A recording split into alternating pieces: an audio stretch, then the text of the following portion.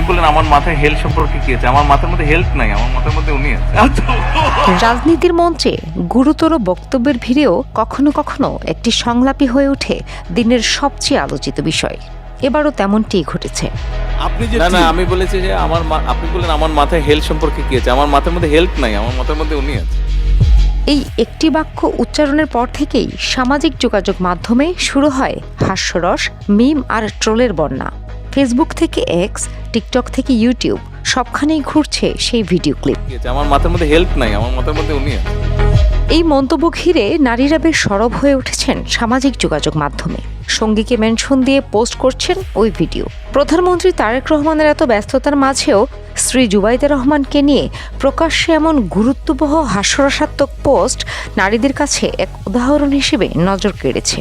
এদিকে পুরুষরাও একই post share করে প্রকাশ করছেন ঘরে ফিরলে চাপের পরিস্থিতির কথা। কেউ লিখছেন এটাই আজকের সেরা ওয়ানলাইনার।